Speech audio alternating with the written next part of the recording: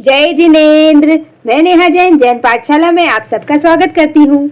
जैसे हमारे physical world में पृथ्वी, जल, अग्नि, वायु और आकाश ये 5 तत्व माने गए हैं जिस पर हमारा पूरा फिजिकल वर्ल्ड बेस्ड है, उसी तरह जैन धर्म में 9 तत्व माने गए हैं।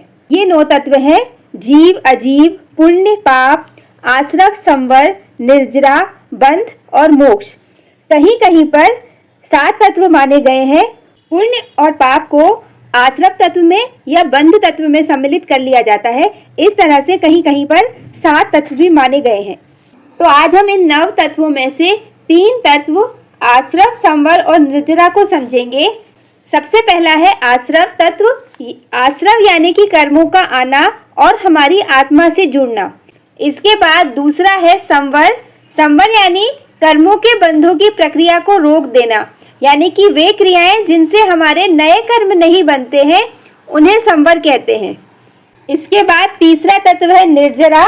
निर्जरा यानी कि जो हमारे पहले कर्म बंध चुके हैं उन कर्मों का क्षय करना। अब आश्रव, संवर और निर्जरा को हम इस प्रकार से भी समझ सकते हैं कि मान लीजिए कि एक नाव है और उसमें यदि एक छेद हो जाए तो पानी नाव में आने लगेगा, और यदि हम उस छेद को बंद कर देंगे तो पानी उस छेद से अंदर आना बंद हो जाएगा।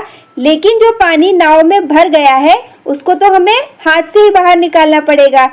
इस तरह यदि हम नाव को अपनी आत्मा मान लें और पानी को कर्म मान लें तो नाव में छेद होना यानी कि आश्रव द्वार से कर्म रूपी पानी का हमारी आत्मा से जुड़ना, और उस आश्रव रूपी द्वार यानी कि छेद का बंद होना यानी कि संवर का होना, जिससे कि नए कर्म हमारी आत्मा से नहीं जुड़ रहा है, यानी कि आश्रव द्वार से नया पानी नाव में नहीं आ पा रहा है क्योंकि हमने छेद को बंद कर दिया है।